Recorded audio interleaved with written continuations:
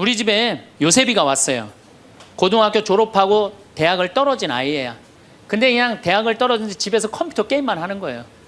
대학도 안 들어갔지, 새벽 4시까지 컴퓨터 게임하지, 낮에는 1시에 일어나지. 그냥 미치는 거죠. 그래갖고 나한테 데리고 왔어요. 강원도 평창에. 근데 살이 얼마나 쪘는지 애가 살이 너무 찐 거예요. 그래갖고 그냥 살이 쪄갖고 이 눈두덩이가 안 보이는 거예요. 그래서 신부님, 우리 애가 문제라고, 공부는 안 하고 컴퓨터 게임만 한다고.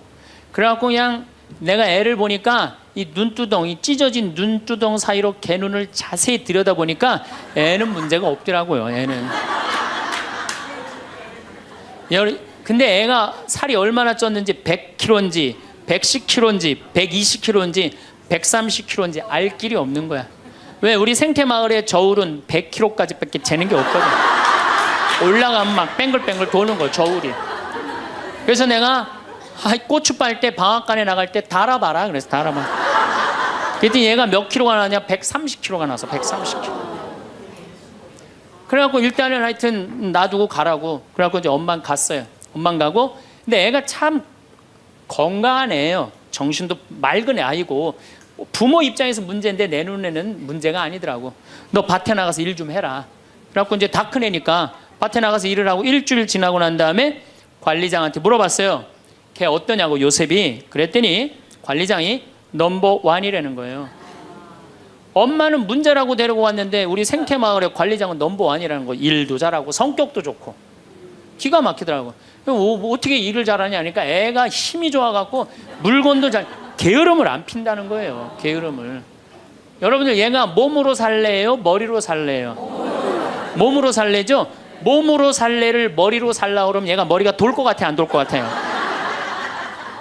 그러니까 내가 몸으로 살지 머리로 살지 빨리 구분할 줄 알아야 돼요. 그래갖고 애가 너무 괜찮으니까 6월 달에 우리 생태마을에 앞에 강이 흐른단 말이에요. 거기서 래프팅을 합니다. 그래서 래프팅 가이드를, 자격증을 따라고 그랬어요. 그랬더니 우리 래프팅 가이드 팀장이, 신부님, 다른 아이는 다 따도 얘는 못 땁니다. 왜냐하면 이 가이드 자격증 체육학과 애들이 따는 거거든요. 배를 뒤집었다가 폈다가 강물에 뛰어 들어갔다가 강물에 또 올라오고 그래야 되는데 130kg짜리가 강물에 한번 빠지면 그만이지 어떻게 자격증을 땁니까? 그래도 우리가 협회 사람들하고 잘 아니까 좀 어떻게 좀 따게 좀 해라. 그래갖고 가이드를, 자격증을 보냈는데 얘가 금요일날 따갖고 왔어요. 기가 막힌 거죠. 어떻게 땄냐 그러니까 그 주간에 비가 오지 않아갖고 배가 강바닥에 단 거야. 그래갖고 그냥 들어왔다 나갔다 자격증을 따갖고 왔어요. 그리고 아이가 가이드를 하는데 인기가 최고예요. 최고. 너무너무 잘하는 거, 아이가. 그래갖고 이제 9월 달에 엄마가 와서 보니까 아들이 130kg짜리니까 116kg가 된 거야. 그러니까 살이 홀쭉 빠지고 눈빛이 초롱초롱해진 거야. 그러니까 엄마가 가자, 공부하러.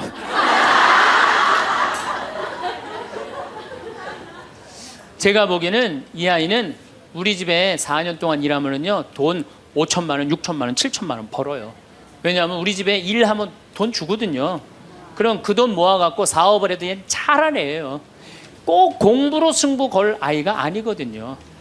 그럼 신부님, 우리 애가 몸으로 살랜지 머리로 살랜지 기준이 어떻게 됩니까?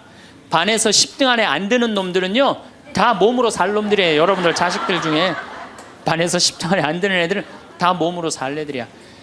독일은 초등학교 졸업하면서 중학교 올라가면서 갈릅니다. 대학 들어가래? 아니면 기술 배우래? 그래갖고 갈러도 학교 선생님이 갈러놔도 우리 애가 왜 이 머리가 나쁘냐 이렇게 따지는 부모 하나도 없대요. 그러니까 그 독일 사람들은 그게 내 아이가 몸으로 살고 손으로 기술로 하는 걸 좋아한대요. 그리고 그렇게 아이가 살도록 도와준대요. 근데 우리는 만약에 그렇게 했다, 내가 교장 선생님들, 교감 선생님들한테 강의 한번 간 적이 있어요. 연수원에 가서. 그랬더니 교감 선생님들이 만약에 우리가 그런 결정을 하면 지금 학부형들한테, 우리나라 부모님들이 욕심이 너무 많은 거예요. 자식들한테. 그러니까 자식들이 희생당하는 거죠. 자식들이 희생당하는 거예요. 그러니까 독일은 대학을 졸업하는 비율이 아이들의 한 25% 정도밖에 안 된대요. 대학을 졸업하는 아이들이. 들어가는 애들도 많지 않고, 미국은 뉴욕 잘 사는 데가 대학 졸업하는 비율이 60%예요. 60%. 그런데 우리나라는 대학에 지금 입학하는 게 몇 프로냐면 92%에 아무나 다 대학 가는 거예요. 아무나 다. 그러니까 독일은 몸으로 살 애들이 75%야. 그렇죠? 그 다음 미국은 몸으로 살 애들이 40에서 50% 정도 돼요. 우리나라는 92%가 대학, 미국이나 캐나다는 60%가 대학에 들어가도 졸업하는 건 그중에 반밖에 못해요.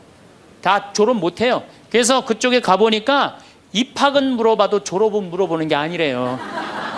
졸업하는 게 그렇게 어렵다는 거예요. 근데 우리는 92%가 들어가면 92% 거의 다 졸업을 하는 거야. 우리는 몸으로 살 애들이 8%밖에 안 돼. 머리로 살 애들이 92%고. 공장에, 농장에 일할 사람들이 있어요? 없어요. 그러니까 이 나머지 92% 중에 취직을 다 합니까? 40-50%밖에 못 해요. 그러면 나머지 40%는요 한량으로 남는 거예요. 취직도 못 하고. 그럼 그 자식 보고 있으면 속에서 불이 나요, 안 나요? 불이 나죠? 근데 누가 잘못한 거예요? 부모가 잘못한 거예요. 처음부터 너는 머리로 안 될 것 같으니까 우리 몸 쪽으로 가자. 그래갖고 농사를 가르치든지 기술을 가르치면은 걔 벌써 취직해갖고 일했을 거예요. 근데 다 우리의 삐뚤어진 욕심 때문에 아이도 망가뜨리고 부모도 망가지고, 그래갖고 돈 쏟아 넣느냐고 노후 대책연금도 못하고. 그러니까 그냥 전 국민이 그냥 화 속에서 사는 거예요. 근데 우리가 왜 자식들한테 많이 더 화가 나느냐? 이유는 딱 한 가지예요. 공부 못한다는 거예요. 공부 못한다는 거. 공부 안 하고 딴짓 한다고. 사친구 때 공부 안 하고 컴퓨터 게임이나 하고 더욱이 눈 동그랗게 뜨고 부모한테 덤비면은 화가 나요, 안 나요? 나죠? 그리고 그냥 문 쾅 닫고 자기 방에 들어가고 나오지도 않으면은 속에서 불 나지 않아요? 근데 여러분들 자라면서 사춘기 때는 그러는 게 당연한 거예요. 사춘기 때는 방황할 수 있는 권리가 있는 아이들이에요. 사춘기 때는 자기가 방황하는 게 당연한 거예요. 얘네들은 권리예요, 방황하는 게. 혼란스러운 게. 근데 엄마들이 그걸 허락을 안 해. 내가 좀 마음이 산란하고 그냥 몸도 막 변하고 그냥 정신도 이상하고 여자 보면 가슴이 흥분되고 막 그래갖고 학교도 가기 싫고 그래갖고 그냥 마음이 산란해갖고 오늘은 학교를 하루 접고 명동에서 좀 고민 좀 해야 되겠다. 학교를 하루 안 갔어. 학교 선생님이 엄마한테 애가 학교 안 왔다고 그냥 찾아보니까 명동에서 그냥 애가 그냥 왔다 갔다 하는 거야. 엄마 미치는 거죠. 엄마 뭐라 그래? 너 방황은 나중에 지금 공부하고 방황을 엄마가 명동에서 대신해 줄 테니까 너는 지금 뭐 해야 돼? 공부해야 돼. 얘는 방황할 자격도 없는 거예요, 우리나라 애들은. 우리나라 애들은요 부모를 마귀로 보는 거. 부모가 어디 있어요? 사실은 여러분들 자식들한테 욕심만 포기하면요 자식들하고 싸울 일 하나도 없어요. 사실은 내 자식이 몸으로 살 놈인지 머리로 살 놈인지 빨리 판단해야 돼요. 신부님 결혼 생활을 한번 해보세요. 얼마나 화가 나나. 여러분들 누구 때문에 제일 많이 화가 나요?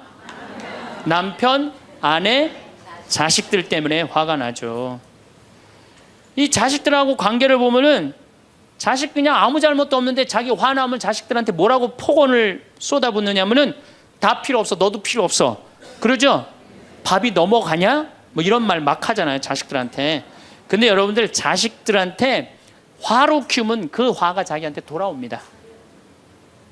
제가 한 15년 전에 용산 전자랜드에 내 후배 신부가 전축을 산다고 그래서 전축사로 갔어요. 그때 2월 15일경이었어요. 졸업 시즌이었어요. 전축을 사러 갔는데 그날 아마 아들이 이제 졸업을 했나 봐, 중학교를. 그래갖고 컴퓨터를 사준다고 엄마하고 아들하고 나온 모양이에요. 근데 엄마는 100만 원을 들고 나오고 아들은 그 컴퓨터 앞에서 150만 원짜리 컴퓨터를 자꾸 사고 싶어 하더라고요. 그러니까 이제 아들하고 엄마가 오니까 엄마가 슬슬 열받는 거지.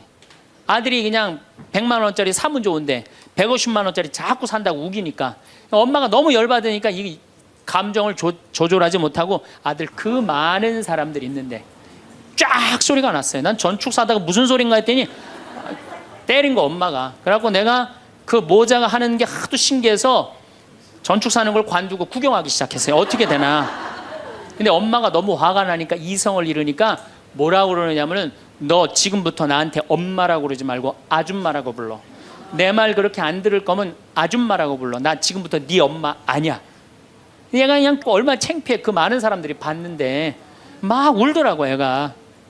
그런데 막 울더니 계단에서 막 울더니 얘가 착한 애예요. 막 한참 생각하더니 자기가 잘못했다고 생각을 했는지 엄마한테 가갖고 엄마 미안해 내가 100만 원짜리 살게 분명히 그랬거든 아들은. 근데 엄마는 이미 이성을 잃은 상태야. 그러니까 엄마가 웬만한 엄마는 고맙다 네가 그렇게 마음을 돌려줘서 그리고 내가 때린 거 미안하다 이래야 되는데 이 엄마는 완전히 이게 정신이 나간 엄마라 뭐라고 그러냐면 아줌마라고 부르는데 왜 자꾸 엄마라고 부르느냐고. 여러분 그 아이가 그날 컴퓨터 얻어갖고 갈 수 있어요. 그렇지만 시간이 지나면은 아이가 엄마가 컴퓨터 사준 거 생각할까요? 맞은 거 생각할까요? 5년 10년 지나고 나면 컴퓨터 아무 생각 안 해요. 때린 것만 생각나요. 그런데 부모는 참 이상해요. 자식한테 때린 건 하나도 생각 안 하고 잘해준 것만 생각해요. 그러니까 자식은 부모한테 맞은 것만 생각하고 부모는 자식한테 잘해준 것만 생각해요. 나중에 만나면은 이게 영 딴 마음을 갖고 사는 거야. 며칠 전에 중국에서 한 엄마가 길거리에서 때리는 거 보셨죠? 방송에 나왔더라고요. 화로 키우면요, 걔 나중에 그 엄마한테 화로 갚을 수밖에 없어요. 그렇다면은 자식 때문에 화나죠. 그런데 이 부부라도 서로 사이가 좋으면은 좋은데 엄마들이 자식한테 미쳐갖고 남편한테 신경 써야 안 써요? 안 쓰죠? 남편이 외로운지 힘든지도 몰라요. 근데 자식들은 부부가 막 사랑스럽고 이렇게 다정하게 지내는 부모를 본 자식들은요 안정스럽게 자란대요. 근데 부부가 맨날 싸우고 막 이러는 자식들은요 굉장히 불안정하게 자란다는 거예요. 그래서 저는 정말로 감사한 게 저는 고등학교 졸업할 때까지 부부는 안 싸우는 건 줄 알았어요. 부부는 한 번도 부부 싸움을 본 적이 없어요 저는. 근데 내 고등학교 때 친구가 아이 뭐 술 먹자고 고등학교 때 왜 그러냐고 그러니까 아버지가 엄마를 때려갖고 눈탱이가 밤탱이가 됐다는 거예요. 자기 너무너무 괴롭다는 거예요. 그래서 저는 그때 충격받았어요. 어떻게 부부가 싸우느냐 그런 충격을 받았어요 저는. 왜냐하면 나는 우리 어머니 아버지 싸우는 걸 한 번도 못 봤거든요. 그래서 내가 그 얘기를 얼마 전에 우리 형제들이 다 모였을 때 나는 어머니 아버지 싸우는 걸 한 번도 못 봤다. 그랬더니 우리 형제들이 이구동성으로 딱 한마디 하더라고요. 신부님이 집에 붙어 있은 적 있어야지 그걸 보는 거 아니냐.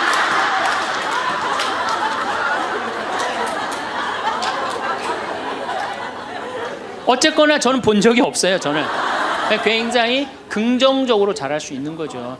근데 우리나라 남자들은 참 불쌍해요. 돈은 죽어라 벌지만 그 돈을 마음 느긋하게 써볼 수가 없어요. 그렇죠? 자식들 학원비에 대학 등록금 되다 보면은 30에 결혼해서 시집 장가 갈 때까지 60대까지 노예같이 사는 게 대한민국 남자들이에요. 이 남자들 짜증 나겠어요 안 나겠어요? 화가 나겠어요 안 나겠어요? 날 수밖에 없어요. 그런 남편들을 신경 한번 써줘 봤어요. 정말로 정말 남편 정말로 남편을 왕대조 패줘봤느냐고. 여러분들 길 가는 사람이 여러분들 10,000원 주는 사람 있어요? 길 가는 남자가 당신 예쁘다고 10,000원 주는 남자 봤어요? 근데 여러분들 남편은 그냥 한 달에 뼈가 빠지게 벌어갖고 200만 원이든 300만 원이든 400만 원이든 갖다 바치잖아요. 그러면 그 남편한테 감사해야 될 거 아니야. 근데 그냥 감사는 안 하고 그냥 남의 김치찌개도 그냥 제대로 안 하면 그냥 못 끓이고 그냥. 자식이라고 있는 거 학원 다니다 보면은 밤 12시에 얼굴 보기도 힘들어요. 아버지가 자식을 키우고는 있지만은 다정한 자식을 구경하기가 힘들어요. 또 사춘기만 되면 이 자식들이 아버지한테 부드럽게 합니까? 반항하고 틱틱거리고 그러면은요 우리나라 남자들은 갈 데가 없는 거예요. 갈 데가 없는 거예요. 갈 데가 외로운 거죠. 또 여성들도 마찬가지야. 난 우리나라 여자들도 불쌍해. 이게 다 교육 때문에 그래. 교육 때문에. 자식이 막 사춘기 때 막 생 난리를 치고 막 그럴 때 여러분들은 몇 살이 될까요? 45, 50 왔다 갔다 하죠? 그럼 여러분들은 자식은 사춘기지만 여러분들은 뭐예요? 갱년기야. 그러니까 갱년기가 되면 사실은 굉장히 케어가 필요한 거예요. 여러분들 굉장히 돌봄이 필요한 나이예요. 막 피부 처져요 안 처져요? 눈두덩 처져요 안 처져요? 눈가 처져요 안 처져요? 볼 처져요 안 처져요? 이빨 처져요, 안 처져요? 그러니까 그렇게 처지는 거 거울에 이렇게 보고 앉아 있으면 어떤 얼굴이 되냐면 이런 얼굴이 돼요.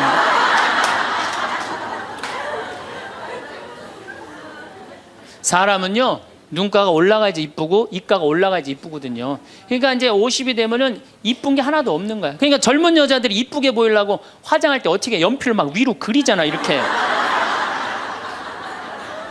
근데 50이 되면 연필로 그려도 결국은 어떻게 돼요? 끝이 떨어지잖아요.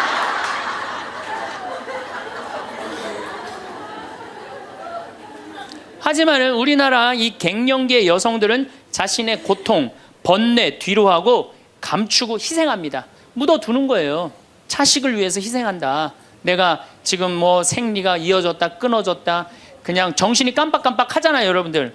갱년기 시작되면은. 그렇죠? 지갑은 뒀는데 어디다 뒀는지 생각이 안 나는 그런 경우 참 많죠.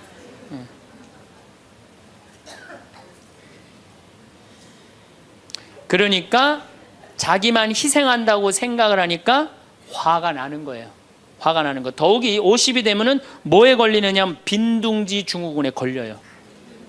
자식 공부하러 나가고, 그렇죠? 남편 돈 벌러 나가고, 자기는 50 되면은 아무도 옆에 없는 것 같은 외로움 속에 자기가 이제 빠지는 거죠.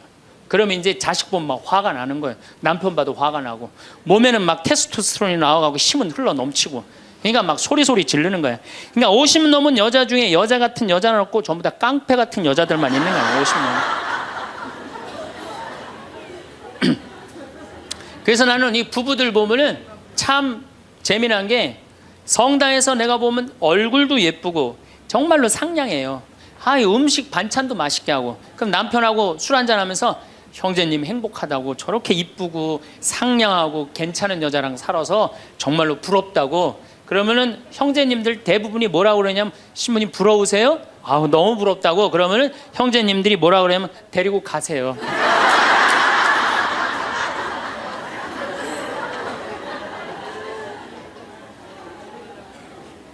그래서 부부가 서로 사랑하지 못하고 자식하고도의 애정을 쌓지 못하고, 그러니까 우리가 이제 화가 꽉 차 있는 거예요.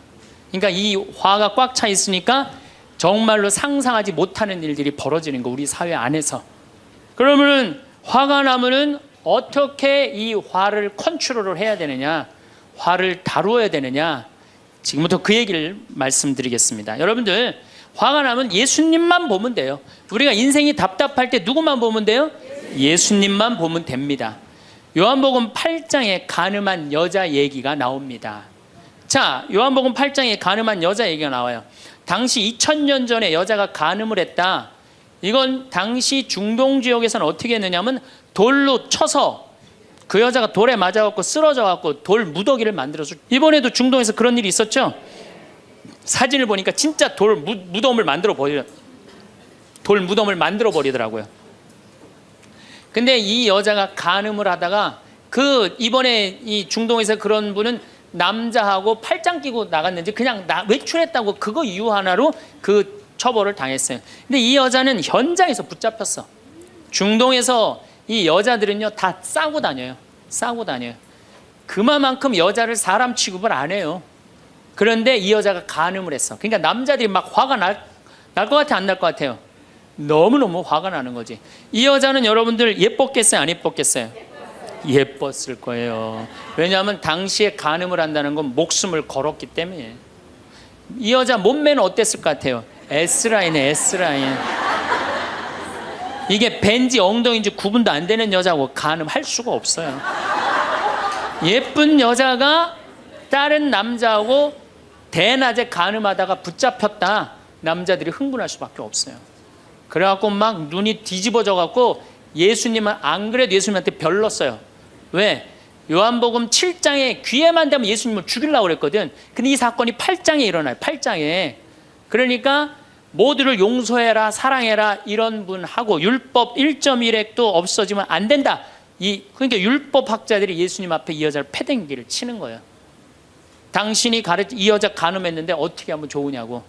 근데 예수님이 보니까 이 사람들이, 이 남자들이 너무너무 흥분해 있는 거야. 눈이 뒤집어진 거예요. 보니까 흰 눈동자 95%, 까만 눈동자 5%야. 눈이 확 뒤집어져 있는 거야. 근데 예수님은 참 지혜로우셔요. 흥분한 사람하고는 얘기를 안 하시는 거예요. 여러분들 두 사람이 막 싸워. 내가 말리로 들어갔어. 말리로 들어갔고 말리로 들어가면 나중에 흥분한 사람들 속에 뛰어들어가면 나중에 몇 명이 싸워요? 3명이 싸워요. 이게 눈에 뵈는 게 없을 때는요, 아무리 좋은 말도 귀에 안 들어오는 거예요. 눈에 뵈는 게 없을 때는. 예수님 딱 보니까 아니 이 사람들이 완전히 흥분해 있어. 그러니까 상대 안 합니다. 어떻게 하냐면 대꾸도 안 하고 바닥에다 뭘 쓰세요.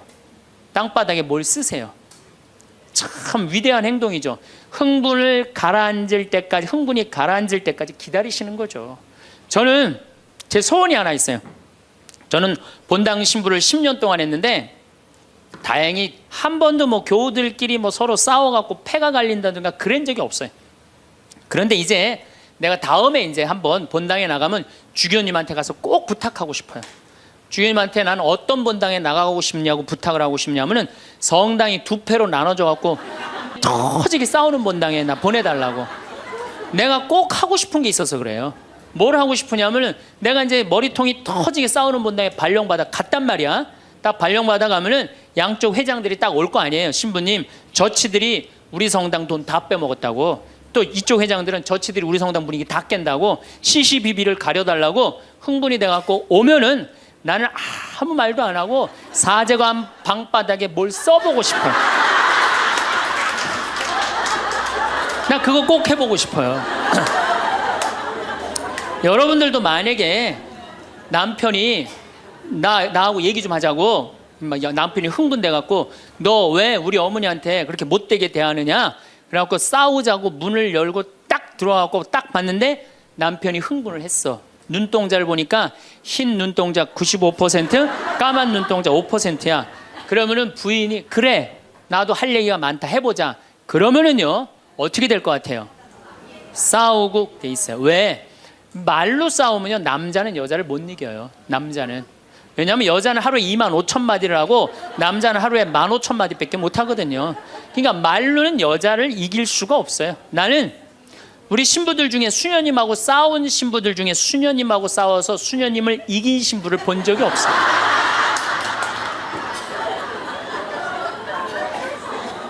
말로는 안 되는 거예요. 그러니까 여러분들 남편이 흥분해갖고 딱 나하고 얘기하자 그러면 여러분들은 아무 대꾸하지 말고 방바닥에 뭘 쓰세요. 뭐 할 때까지? 남편 흥분 가라앉을 때까지.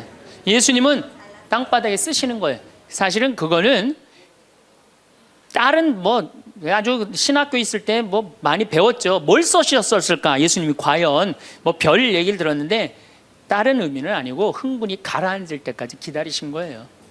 그래갖고 이제 이 사람들이 이제 흥분은 가라앉고 사건만 남은 거예요. 사건. 그래갖고 이제 흥분이 좀 가라앉은 상태. 여러분들 아무리 화가 나도 열만 쉬면요 웬만하면 흥분이 가라앉아요. 그 열을 못 쉬어서 흥분이 터지는 거죠. 그러니까 좀 어느 정도 흥분이 가라앉으니까 이 사람들이 물어봅니다. 이 여인을 어떻게 하면 좋겠습니까? 간음을 했는데. 그러니까 예수님이 딱 보니까 이제 흥분이 가라앉은 것 같아. 그러니까 딱 한마디 더 합니다. 그래? 그렇다면은 너희 중에 죄 없는 사람이 먼저 저 여자를 돌로 쳐라. 그리고 그 다음 행동이 기가 막히세요. 다시 땅바닥에 뭘 쓰세요. 이게 뭐냐면 생각할 시간을 주는 거예요. 생각할 시간. 여러분들 만약에 자식을 막 혼냈어. 너 한 번만 더 게임하면 엄마가 저 컴퓨터 부셔버린다고. 그리고 너 문 열어놔. 그리고 문 열어놓고 자기는 텔레비전 보고 있으면서 아들은 게임 하나 안 하나 한쪽 눈으로는 게임 하나 안 하나 보고 한쪽 눈은 텔레비 보고 있으면 아들이 그걸 잘 받아들이겠어요? 더 욱하는 게 생겨요. 한 번 혼냈으면요 생각할 시간을 주는 게 중요한 거예요. 그러니까 예수님은 생각할 시간을 주는 거예요. 너희 중에 죄 없는 사람이 먼저 저 여자를 돌로 쳐라. 그리고 난 다음에 예수님 다시 땅바닥에 뭘 쓰십니다. 그런데 언제까지 기다려 주시느냐 하면 다 떠날 때까지 기다리는 거예요. 중간에 고개 안 돌리시고. 그리고 다 떠났어. 다 떠나고 나니까 그때서 고개를 들어서 혼자 남은 여인한테 물어봅니다. 여인아, 네 죄를 묻던 사람들이 어디 갔느냐? 아무도 없습니다, 주님. 그래? 그들이 만약에 네 죄를 묻지 않았다면 나도 네 죄를 묻지 않으마. 이거 기가 막힌 얘기예요. 왜? 예수님은 죄를 묻을 수 있는 권한이 있으신 분이에요. 얼마든지 그 여자를 징계할 수 있어요.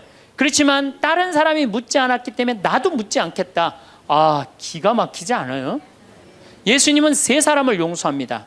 첫 번째, 죽이다고 덤비는 바리사이들을 용서하고, 간음한 이 여인을 용서하고, 그 다음에 율법의 1.1획도 나는 어기로 온 것이 아니다, 없애러 온 것이 아니다, 이렇게 가르친 당신까지 용서한 거야. 다시 말해서 흥분이 가라앉으면요, 문제 해결은 다 돼요. 흥분한 상태에서 여러분들이 문제 해결하려고 하면 해결이 안 된다는 얘기예요. 그렇다면은 이 흥분은, 화는 어떻게 하면 조절할 수 있느냐? 첫 번째, 숨을 잘 쉬어라. 이거는 모든 화를 조절하는 책을 읽어보면요, 첫 번째로 나오는 게 숨을 잘 쉬어라예요. 화가 나면은 숨이 가빠져요, 안 가빠져요? 가빠지죠? 씩씩거린다 그러죠? 이게 숨을 어떻게 주체하지 못해서 그러는 거예요. 근데 여러분들, 숨은 창세기에 보면은 하느님이 인간을 창조하시고 뭘 불어넣었다 그래요? 숨을. 그러니까 우리가 숨을 쉰다는 건 생명을 쉬는 거예요. 생명을. 그러니까 숨을 잘못 쉬면 생명을 잘못 다루는 거하고 똑같은 거예요. 근데 숨은 어떻게 내 몸으로 들어와서 코로 들어와서 심장으로 해서 이 위로 해서 그 다음에 단전, 배꼽 아래로 해서 간으로 해서 폐로 이렇게 돌아서 나가는 게 숨이에요. 그래갖고 온전히 산소 공급이 온 장기 안에 다 돼야 돼. 근데 화가 나면 여러분들 숨을 어디다 걸어놓고 쉬어요? 목에다, 목조에서 딱 걸어놓고 싸우잖아요. 남편하고 싸울 때. 예, 내가 시집하고 당신한테 해준 게 뭐가 있어? 외식을 해줘서, 설거지를 해줬어, 그렇다고 여행을 시켜줘서, 밍크 코트를 사줘서, 다이아를 사줬어. 그럼 얼굴이 빨개져, 안 빨개져요? 왜 빨개지느냐면 이게 내려갔다 와야 되는데 여기만 딱 차 있으니까 점점 풍선처럼 부풀러 오르는 거예요. 그렇게 1시간을 소리 지르고 싸우면은 1시간 동안 여기 산소 통합니까, 안 통합니까?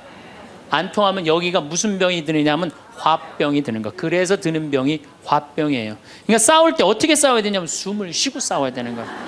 싸울 때 어떻게 싸워야 되냐면, 당신이 말이야, 시집 와갖고 나한테 해준 게 뭐가 있어? 설거지를 해줬어, 그렇다고 외식을 시켜줬어.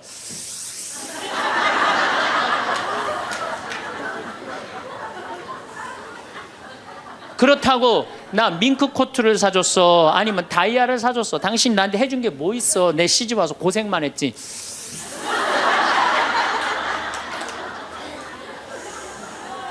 그렇다고 내가 하느님 그렇게 열심히 믿었는데 예수님 태어난 나자렛을 보내줬어, 갈릴레아를 보내줬어. 나 이 집에서 종처럼 일만 했는데 당신 뭐가 있다고 나한테 소리를 지르고 그래? 이렇게 숨을 쉬고 싸우면은요, 남편이요 차분히 얘기하게 돼 있어요. 근데 막 흥분을 끌어올리면서 얘기하면 사람 감정이 격해져 갖고 이성이 사라지는 거예요. 그래서 우리가, 내가 너무너무 화가 나면은 심호흡을 10번만 하면은 굉장히 문제가 해결된다는 거예요. 그래서 여러분들, 화가 나면 어떻게 해라? 숨을 잘 쉬어라. 두 번째, 화가 나면 어떻게 해라? 걸어라. 걷는 게 아주 중요합니다. 여러분들, 화가 날 때 묵주를 들고 나와서 동네 한 바퀴만 돌면은요, 알아서 마음이 정리가 돼요. 해결책도 알아서 나와요. 2시간, 3시간만 걸으면은요, 완전히 차분해져서 들어가요. 그러니까 화가 나면 그 자리에서 떠나야 되는 거, 무조건. 떠나는데 가만히 있으면 더 이게 일어나거든요. 그래서 이 꼼포스텔라라고 스페인의 야고보 성인 무덤 가는 800km, 그게 세계적으로 그렇게 인기가 좋은 게, 왜 인기가 좋으냐 하면은 그 걸으면서 사람이 치유가 다 되고 마음 정리가 다 되기 때문에 그러는 거예요. 그러니까 걷는 거는 건강에도 좋지만은 마음을 정리해 주는 게 걷는 거예요. 그래서 여러분들, 정말로 화가 나면 어떻게? 걸으세요. 그리고 정말로 큰 숙제가 있다, 내 인생에 큰 숙제가 있다 그러면은 도보 성지순례를 하세요. 도보 성지순례를. 저는 우리 교우들이랑 이 세남터에서부터 미리네까지 전체 교우가 밤 8시면 모여갖고 새벽 3시, 4시까지 저 미리네까지 걸었어요. 그 목요일, 금요일, 토요일, 일요일 4일을 걸었는데, 그 한 400~500명 되는 교우들이 나한테 체험, 은혜 받은 얘기를 하는데, 이건 보통 은혜 받은 게 아니에요. 허리 아프던 사람은 허리 다 낫고, 위장 아프던 사람은 위장 다 낫고, 마음 복잡한 사람 마음 정리되고, 사업이 막 안 돼갖고 괴로워하던 사람은 빛을 보고, 걷는 게 그렇게 우리 인생에 중요한 거예요. 그래서 내가 정말 문제가 있다, 새남터서부터 걸으세요. 새남터 우리 김대건 신부님 시신 모시고 미리네까지 원선쇼 할아버지가 그땐 청년이었지만 갔잖아요. 그 생각하고 걸으면요 여러분들 은혜 많이 받으실 거예요. 그러니까 화가 나면 어떻게 해라? 숨을 잘 쉬고 그 다음에 어떻게 해라? 걸어라. 그 다음에 화가 나면 화를 조절하는 방법 중에 세 번째는 잘 먹어라. 이게 먹는 게 화를 먹는 경우가 너무 많아요. 인스턴트 음식, 그렇죠? 이거 잘못 먹으면요 다 화가 들어있는 거예요. 그리고 고기 너무 많이 먹으면요 화냅니다. 여러분들 사슴 싸나워요 안 싸나워요? 안 싸납죠? 사자 싸나워요 안 싸나워요? 싸납죠? 사자 뭐 먹어요?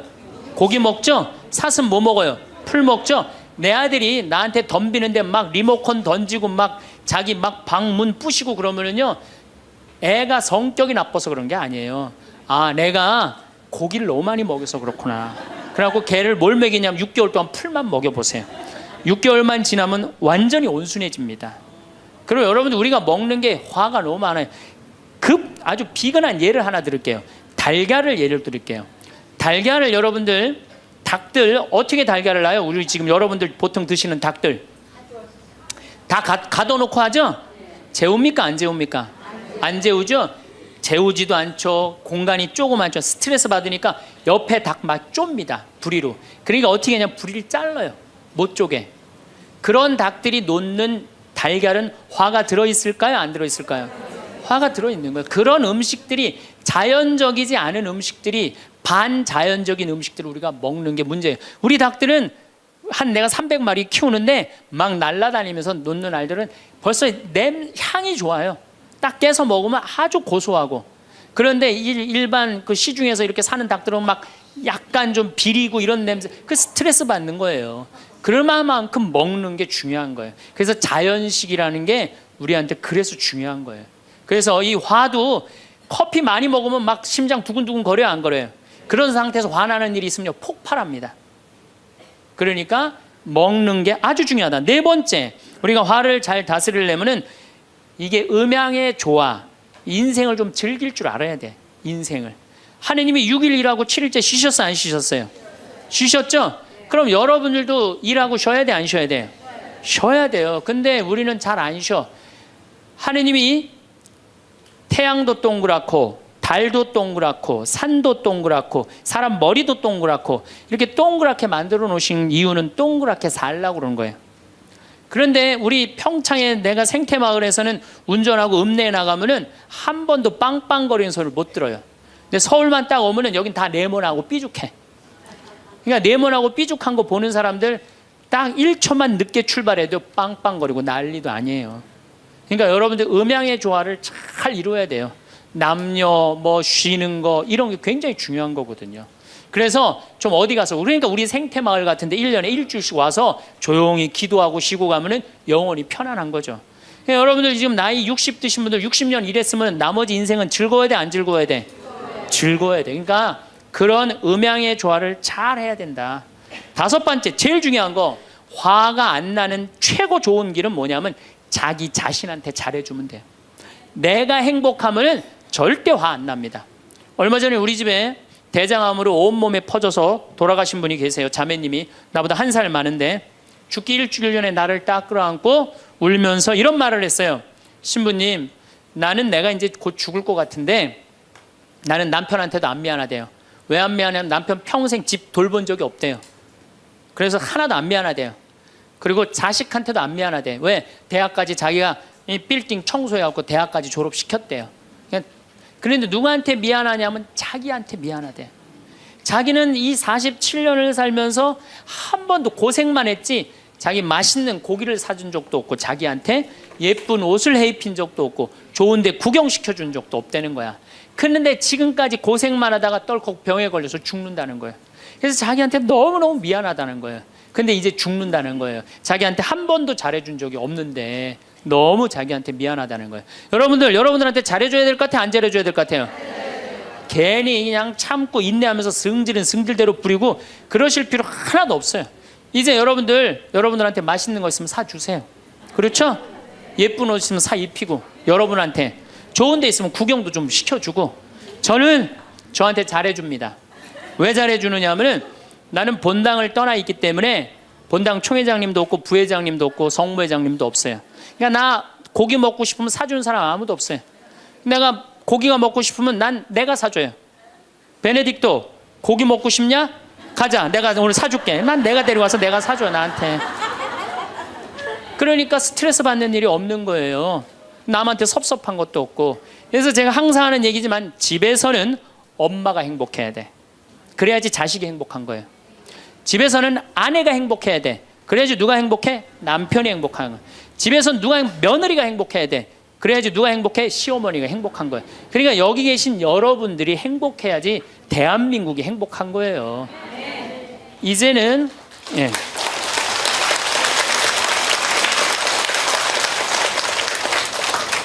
요즘 그 미국에서 어떤 박사가 이제 죽었다가 다시 살아난 사람들 조사를 해봤대잖아요. 죽었다가 나도 이제 그 본당 사목하면서 죽었다 살아난 사람들 얘기를 들어보면 아주 거의 똑같아요. 딱 죽을 때 그냥 터널 같은데 빛을 빨리 올라간다는 거예요. 그래갖고 그냥 전생애가 다 보이고 그리고 정말로 빛이 있는 곳으로 나간다는 거예요. 내가 그 많은 분들 병자성사 해보면서도 정말로 편안하게 돌아가시는 분들을 보거든요. 그러니까 사실 살아도 좋고 죽어도 좋은 거예요. 뭐 이렇게 걱정할 게 많아 믿는 사람들이. 그렇지 않아요? 어쨌든 그래도 살아있는 게 낫지 아직까지는. 그렇잖아요. 그 여러분들 죽는 거 걱정하지 마세요. 절대 죽기 전까지는 안 죽어요. 죽기 전까지는 걱정하지 마세요.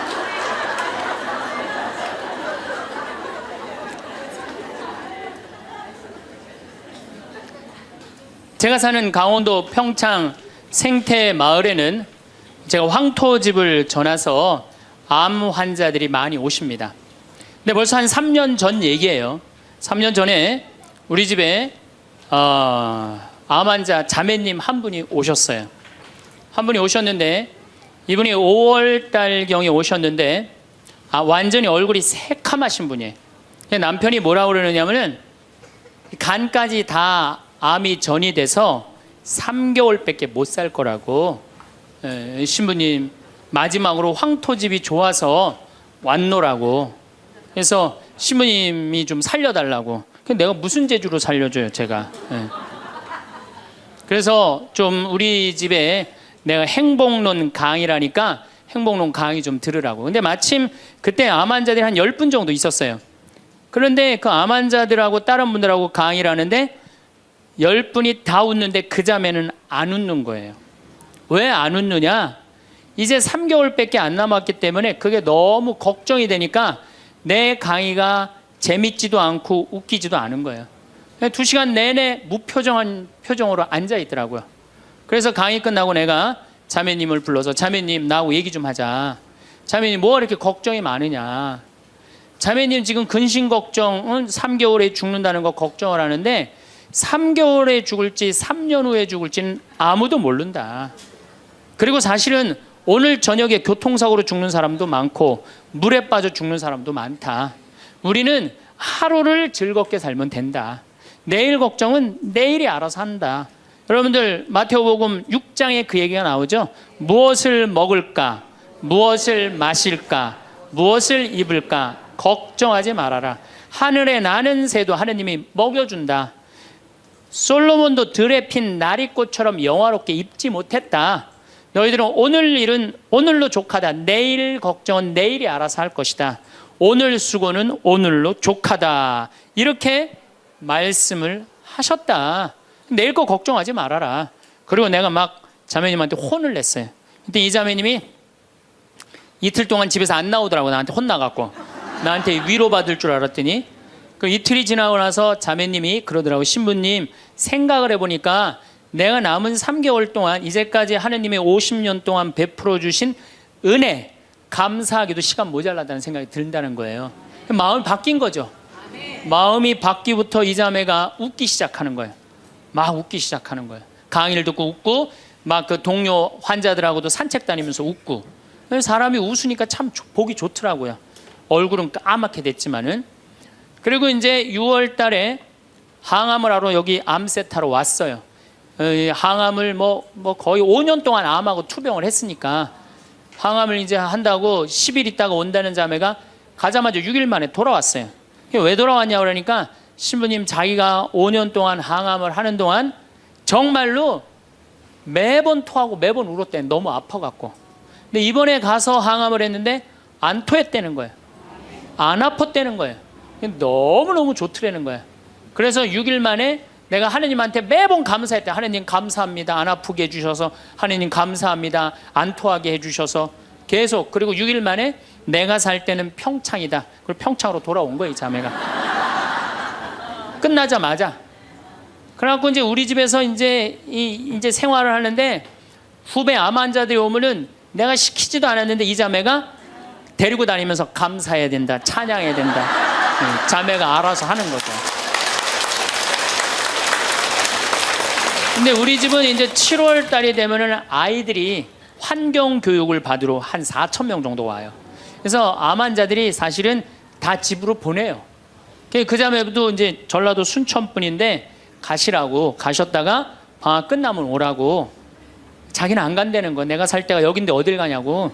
그래도 갔다가 오시라고. 그리고 자매님 이하 암 걸리신 분들 다 집으로 보냈어요. 8월 달이 되면은 전에는 밀린 강의가 많아갖고 여름방학 끝나면 전국으로 강의 다니냐고 정신이 없죠. 암 환자들 일일이 다 체크를 못했어요. 그 자매를 까먹었어요. 까먹고 이제 10월 달이 됐어요. 10월 달이 됐는데 형제님이 전화를 하셨어요. 베드로인데. 신부님 저 베드로예요. 그러면 그때 전화한 거는 이제 이미 세상 부인이 떠나갖고 이제 장례 치르고 사모하고 49제 하고 그러고 난 다음에 이제 내 생각이 나서 대개 이제 우리 집에 이제 오신 분들이 그렇게 전화를 많이 하세요. 이제 돌아가셨고 다 장례 끝났고 어디다 모셨고 그래서 신부님 이제 기도해 달라고. 그래서 이제 자매님 어떻게 됐느냐고 나는 이제 어디다 묻었느냐고 이렇게 이제 물어본 거죠. 네. 그랬더니 형제님이 신부님 우리 마누라가 이틀 전인가 3일 전에 서울에 가갖고 그 그 방사능 치료하려고 갔는데 그 암세포를 검사를 했는데 신부님 글쎄 암세포가 다 사라졌다는 거예요.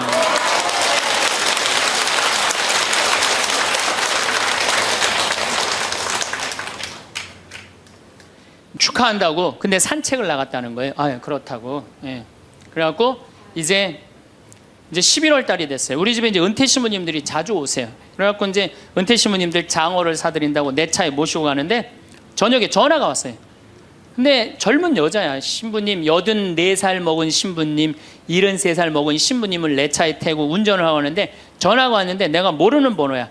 근데 저쪽에서 너무 이쁘고 젊은 여자가 신부님 저예요 그러는 거예요. 아니 내가 누군지 어떻게 알아. 목소리가 너무 이뻐. 그래서 실례하지만 누구시냐고. 그랬더니 저쪽에서 뭐라 그러냐면 신부님 섭섭해요. 제 목소리를 벌써 잊으셨어요 그러는 거예요. 그래서 내가 누구냐고 그러니까 저 마리아예요 그러는 거예요. 그러니까 그 자매야. 아니 목소리가 원래 이렇게 이뻤느냐고. 말만 하면 울음을 물었거든요. 신부님 나 죽으면 안 돼요 이랬던 자매인데 이렇게 밝은 목소리냐고. 신부님 제가 요즘 너무 건강이 좋아지고 너무너무 행복하다고. 그리고 재작년 5월 달에 내가 전라도 여수에 강의를 갔는데 문수동 성당이라는 곳에 강의를 갔는데 그 자매가 순천에서 온 거예요. 갓김치를 담아서. 근데 이 자매가 나한테 전화해갖고 신부님 자기는 너무 행복하다는 거. 뭐가 행복하냐고 하니까 드디어 파마를 했다는 거예요. 암 환자들 꿈은 파마하는 거 아니에요. 그리고 딱 봤는데 그 자매가 이뻐요. 되게 암 걸리는 사람들 특징이 뭐냐면 이뻐요. 암 걸린 사람들이 왜 이쁜지 알아요? 이쁘니까 승질을 못 내잖아요. 이쁜 척 해야 될 거 아니야. 그러니까 화나는 일이 있어도 다 참고 사는 거야. 그러니까 이쁜 사람들이 암에 많이 걸려요. 또 어떤 사람이 법 없이도 사는 사람들이 암에 많이 걸려요. 다 참고. 그게 다 암이 되는 거예요. 그걸 참고 사느냐고. 참 예쁘게 생겼어요. 그 많은 분들 중에 딱 마리아 자매가 눈에 딱 띄더라고요. 우리 직원들은 몰라보더라고. 얼굴이 분홍색으로 변하고. 나를 끌어안으면서 자기 너무 행복하다는 거. 그러니까 이 자매는 딱 끌어안았는데 내가 성령으로 꽉 차 있는 거 느끼겠더라고요. 근데 3개월 만에 돌아가신다는 분이 지금 3년째 살고 있어요. 지금까지도. 그래서 여러분들 우리가 마음을 근심 걱정하지 말고 감사하다가 살다 보면은 우리한테는 늘 행복한 일이 벌어진다. 삶은 주어진 환경이 아니라 태도에 의해 결정됩니다. 같은 상황에 놓여 있어도 누군가는 크게 흔들리고 누군가는 묵묵히 중심을 지킵니다. 그 차이는 처음부터 타고난 강함에서 오는 것이 아닙니다. 감정을 느끼느냐, 느끼지 않느냐의 차이도 아닙니다. 그것은 감정을 어떻게 다루느냐, 그 방식에서 비롯됩니다. 우리 모두는 감정의 파도를 맞습니다. 화가 치밀어 오르는 날도 있고 이유 없이 마음이 무거운 날도 있습니다. 억울함이 가슴 어딘가에 쌓이기도 하고 작은 말 한마디에 생각지도 못한 상처를 받기도 합니다. 그것은 부끄러운 일이 아닙니다. 그것은 살아있다는 증거입니다. 중요한 것은 그 감정에 완전히 끌려가지 않을 수 있다는 사실입니다. 우리 안에는 이미 그 가능성이 있습니다. 그것을 깨닫는 순간 삶의 무게가 조금 달라집니다. 감정은 우리를 흔들기도 하지만 동시에 우리에게 무언가를 알려주는 신호이기도 합니다. 화가 났다면 그것은 무언가 소중한 것이 건드려졌다는 뜻입니다. 슬픔이 밀려온다면 잃어버린 것에 대한 진심이 담겨 있는 것입니다. 감정을 억누르거나 외면하는 것이 성숙이 아닙니다. 오히려 그 감정을 들여다보고 이해하고 그것과 함께 있을 수 있는 능력이야말로 진정한 내면의 힘입니다. 그 힘은 조용하고 따뜻하고 오래갑니다. 사람은 누구나 마음 안에 여러 겹의 층을 가지고 있습니다. 겉으로는 아무렇지 않아 보여도 안에서는 조용히 흔들리고 있는 순간이 있습니다. 아무도 모르게 혼자 감당하는 감정들이 있습니다. 그런 순간에 스스로에게 가혹해지기 쉽습니다. 왜 이런 것에 흔들리는지, 왜 이것 하나를 넘기지 못하는지 스스로를 다그치게 됩니다. 그러나 그 자책이 마음을 더 단단하게 만들지는 않습니다. 오히려 더 무겁게 만들 뿐입니다. 흔들리는 자신을 있는 그대로 바라볼 수 있는 것, 그것이 먼저입니다. 그 시선이 따뜻할수록 마음은 더 빠르게 안정을 찾습니다. 마음이 급해지고 긴장이 밀려올 때 가장 먼저 변하는 것이 있습니다. 바로 숨입니다. 마음이 조급해지면 숨이 짧아집니다. 숨이 짧아지면 생각도 짧아지고 말도 날카로워지며 몸도 굳어갑니다. 그 사이클은 우리가 인식하지 못하는 사이에 빠르게 돌아갑니다. 그런데 놀라운 것은 그 반대의 사이클도 있다는 사실입니다. 천천히 충분히 들이마시고 그보다 조금 더 길게 내쉬는 것. 그 단순한 행동 하나가 몸에게 안정의 신호를 보냅니다. 긴장이 조금 풀리고 생각이 조금 더 넓어지며 말이 조금 더 부드러워집니다. 깊은 호흡은 단순한 기술이 아닙니다. 그것은 흔들린 중심을 다시 나에게로 돌려놓는 가장 조용하고 가장 빠른 방법입니다. 숨을 고른 사람은 말도 고르게 됩니다. 서두르지 않게 됩니다. 억지로 무언가를 증명하려 하지 않게 됩니다. 그 안에 조용한 여유가 생겨납니다. 그리고 그 여유는 주변 사람들에게도 전해집니다. 말이 아니라 존재 자체로 전해집니다. 잘 다듬어진 말보다 고요하게 안정된 존재감이 더 깊은 울림을 줄 때가 있습니다. 그 울림은 꾸밀 수 없습니다. 오직 안에서 차오를 때만 바깥으로 흘러나옵니다. 호흡이 일상 안에 자리를 잡으면 조급함이 줄어들고 무심코 내뱉던 날카로운 말들이 점점 사라집니다. 화가 났을 때 바로 반응하는 대신 숨 한 번 고르고 나서 말하는 습관. 그것이 처음에는 어색하고 불편할 수 있습니다. 그러나 그 잠깐의 틈이 쌓이면 관계가 달라집니다. 분위기가 달라집니다. 그리고 무엇보다 나 자신이 달라집니다. 생각이 한 곳에 고여 있으면 마음도 답답해집니다. 같은 생각이 맴돌고 같은 감정이 반복되며 그 안에서 빠져나오지 못하는 느낌이 들 때가 있습니다. 그럴 때 필요한 것은 복잡한 해결책이 아닐 수 있습니다. 그저 자리에서 일어나 걷는 것만으로 충분할 때가 많습니다. 걸음은 리듬을 만듭니다. 그 리듬이 마음을 흔들어 줍니다. 처음에는 어지럽던 생각들이 걸음과 함께 조금씩 자리를 잡기 시작합니다. 한 걸음, 또 한 걸음. 발바닥이 땅을 밟는 그 감각 안에서 몸은 지금 이 순간으로 돌아옵니다. 과거의 후회나 미래의 걱정이 아닌 지금 이 길, 지금 이 공기, 지금 이 햇살 안에 머물게 됩니다. 멈춰있는 감정은 무겁습니다. 고여있는 물이 탁해지듯 흐르지 않는 감정은 우리를 무겁게 짓누릅니다. 그러나 흐르는 감정은 다릅니다. 움직임 안에서 감정은 조금씩 해소되고 가벼워지며 새로운 방향을 찾아갑니다. 몸이 움직이면 마음도 움직입니다. 이것은 단순한 비유가 아니라 실제로 우리 안에서 일어나는 일입니다. 더 걷다 보면 어느 순간 시각이 바뀝니다. 아까는 복잡하게 느껴지던 것이 단순하게 보이기 시작합니다. 해결하려 애쓰지 않아도 저절로 정리가 되는 순간이 옵니다. 그것이 바로 몸과 마음이 함께 움직일 때 일어나는 일입니다. 바람이 스치는 것을 느끼고 나무잎이 흔들리는 것을 보고 멀리서 들려오는 소리에 귀를 기울이다 보면 그토록 크게 느껴지던 고민이 어느새 작아져 있습니다. 세상은 여전히 넓고 나는 그 안에 있습니다. 그 감각이 돌아오면 숨통이 트입니다. 걷는 것이 어려운 날에는 그냥 창가에 서는 것으로도 충분합니다. 밖을 바라보는 것, 하늘의 색이 어떤지 잠깐 느껴보는 것, 그것만으로도 고여있던 마음이 조금은 움직이기 시작합니다. 작은 변화가 큰 변화의 시작입니다. 우리는 종종 가까운 사람들을 위해 혹은 해야 할 일들을 위해 많은 에너지를 씁니다. 그 헌신과 책임감은 아름다운 것입니다. 그러나 그 과정에서 자기 자신을 돌보는 일은 뒤로 밀려나기 쉽습니다. 정작 나 자신에게는 인색해지는 것입니다. 그런데 내가 메마르면 주변이 달라집니다. 말이 거칠어지고 표정이 굳어지며 관계도 어딘가 삐걱거리기 시작합니다. 그것은 의지의 문제가 아닙니다. 채워지지 않은 그릇에서는 무언가를 나눌 수 없는 것과 같습니다. 잘 먹는 것, 충분히 쉬는 것, 작은 즐거움을 스스로에게 허락하는 것. 이것이 사치가 아닙니다. 이것은 균형입니다. 나를 살게 하는 힘입니다. 삶의 어느 시점이든 즐거움을 찾는 사람은 마음이 단단해집니다. 기쁨을 허락하는 사람은 흔들림 속에서도 중심을 잃지 않습니다. 자신을 부드럽게 대하는 것은 나약함이 아닙니다. 오히려 그것은 삶을 깊이 살아온 사람만이 알 수 있는 지혜입니다. 힘들 때 힘들다고 인정하는 것, 쉬고 싶을 때 쉬어도 된다고 스스로에게 말하는 것, 완벽하지 않아도 괜찮다고 받아들이는 것. 그 부드러움이 결국 나를 지킵니다. 나를 지키는 사람이 주변도 지킬 수 있습니다. 나를 아끼는 방식은 거창하지 않아도 됩니다.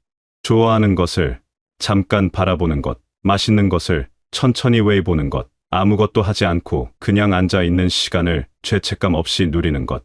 그런 사소한 순간들이 모여 마음의 바닥을 채웁니다. 그 바닥이 차 있는 사람은 쉽게 무너지지 않습니다. 흔들려도 돌아올 곳이 있기 때문입니다. 평안은 분노를 억누르는 것이 아닙니다. 억지로 참는 것이 성숙도 아닙니다. 진정한 평안은 훨씬 깊은 곳에서 옵니다. 내 마음을 이해하고 나 자신을 돌보며 반응 대신 선택을 하는 것. 그 작은 반복이 쌓여 결국 큰 변화를 만들어냅니다. 반응은 자동으로 일어납니다. 무언가가 건드려지면 즉각적으로 올라오는 것, 그것이 반응입니다. 그러나 선택은 다릅니다.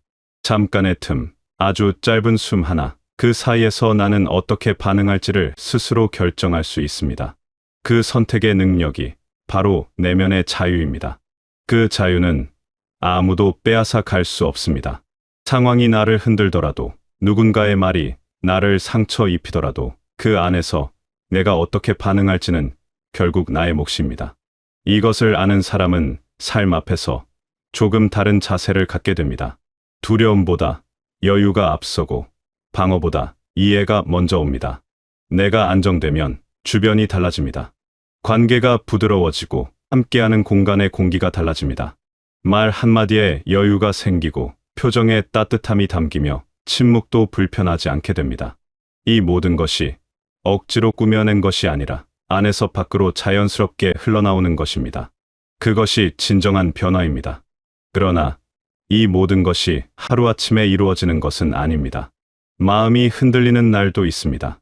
숨을 고르려 해도 잘 되지 않는 날, 걷고 싶지 않은 날, 나를 돌볼 여유조차 느껴지지 않는 날이 있습니다.